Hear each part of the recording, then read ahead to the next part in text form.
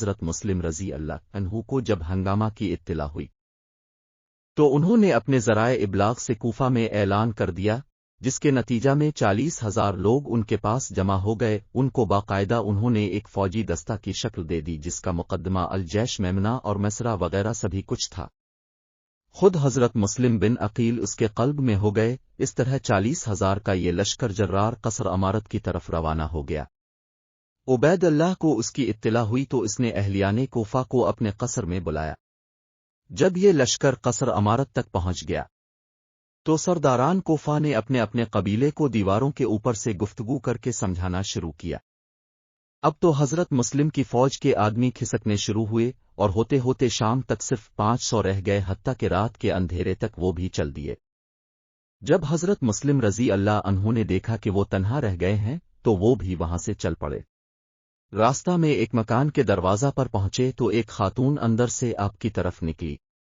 اپنے اس کو پانی پلانے کے لیے کہا تو اس نے پانی تو پلا دیا، لیکن اندر واپس چلی گئی۔ تھوڑی دیر بعد پھر باہر آئی تو آپ کو دروازے پر دیکھ کر اس نے کہا، اے اللہ کے بندے، آپ کا اس طرح بیٹھنا مشکوک ہے، یہاں سے چلے جائیں۔ آپ نے کہا، میں مسلم بن عقیل ہوں، کیا تم مجھے پناہ دو گی؟ اس نے کہا، ہاں آ جائیے۔ آپ اندر چلے گئے، لیکن کرنا خدا کا یہ ہوا کہ اس عورت کے لڑکے نے محمد بن اشس مذکور کو اطلاع دے دی، جس نے فوراً عبید اللہ تک خبر پہنچائی۔ اس نے اس کے ہمراہ پولیس کو روانہ کر دیا اور ان کو حضرت مسلم کی گرفتاری کا حکم دے دیا۔ پولیس نے جا کر مکان کا محاصرہ کر لیا، جبکہ حضرت مسلم کو خبر تک نہ ہو سکی تھی۔ اب خود کو انہوں نے محصور پایا تو تلوار سونٹ کر نکل آئے اور پولیس کے مقابلے کی ٹھان لی، لیکن ابن اشس نے ان کو روک کر کہا کہ میں ذمہ دار ہوں، اب محفوظ رہیں گے۔ پس وہ حضرت مسلم کو ابن زیاد کے پاس پکڑ کر لے گئے۔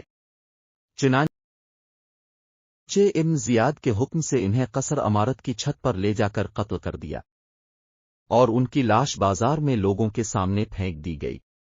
نیز اس کے حکم سے ہانی کو کوڑے کرکٹ کی جگہ تک گھسیٹتے ہوئے لے جا کر سولی دے دی گئی۔ ادھر تو کوفہ میں یہ تک ہو گیا تھا اور حضرت حسین علیہ السلام کی کوفہ روانگی۔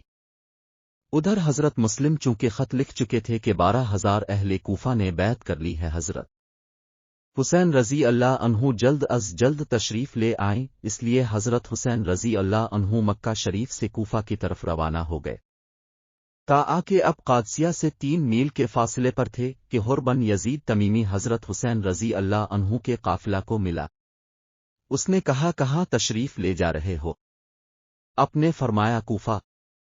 اس نے کہا کہ وہاں تو کسی خیر کی توقع نہیں، آپ کو یہاں سے ہی واپس ہو جانا چاہیے۔